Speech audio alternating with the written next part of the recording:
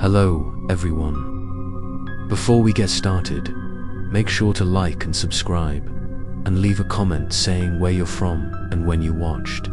That way, YouTube will continue to show you stories like this. Now, let's get started.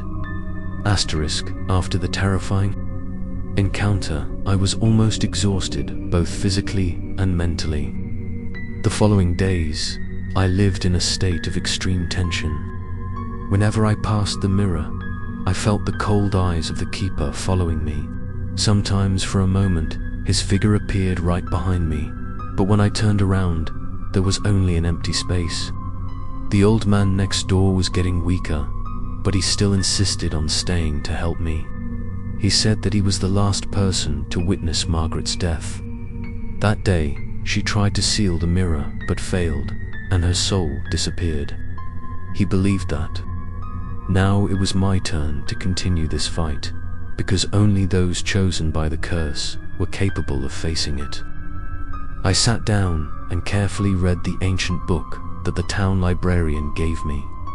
In the rotting pages, I found a passage that read, "When the keeper hesitates, the darkness grows.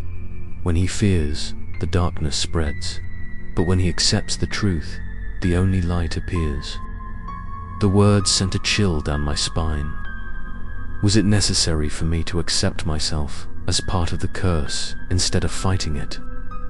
On Saturday night, as the moon hung low in the sky, I heard the call clearer than ever.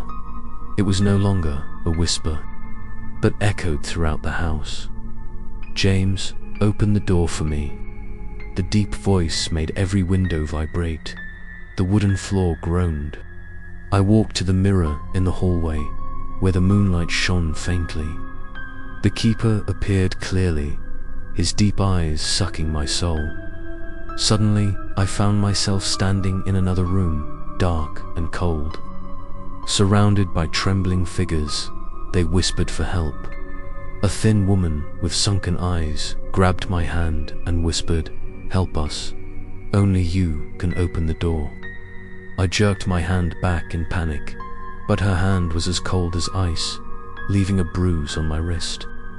Then I saw Daniel, the boy who had disappeared.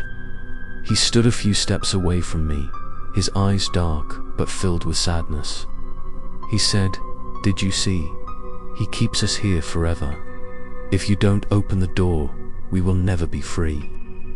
I froze. His words were the complete opposite of the old man's warning. So which was the truth? While I was still confused, the keeper appeared. He stood towering at the end of the room, his voice resounding. "Don't trust them. They are my puppets. Choose James.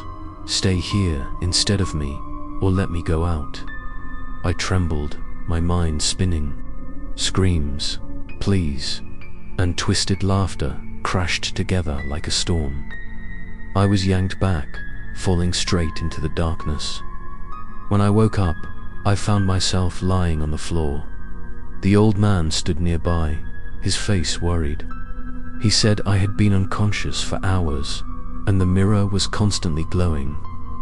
He claimed that the keeper was trying to enter my mind, to force me to open the door. From that day on, strange phenomena occurred more often. Every time I looked into any mirror, I saw Margaret's spirit. She didn't say anything, just looked at me with pleading eyes.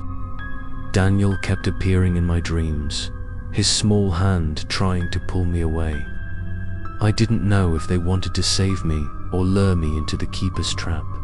One night, I heard noises coming from the basement. The old man and I decided to go down to check. When the flashlight beam entered the dark corner, we discovered a stone door that had never been seen before. On it were engraved symbols identical to the ancient book. The old man whispered, "This is the original seal. If we break the door, we can find the answer." I hesitated, but the echo from the mirror rang out again.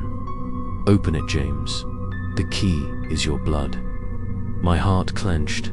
I realized, whether I wanted to or not, I was going deeper into the labyrinth of the curse, and perhaps The truth about its origin lay right behind that stone door. I looked at the old man, seeing in his eyes both fear and fragile faith. We prepared the ritual to open the door, even though we knew that once this door was opened, everything might get out of control. The story is not over yet, because in the next episode, I will explore behind the stone door with the old man and face the terrifying secret that has been buried for centuries.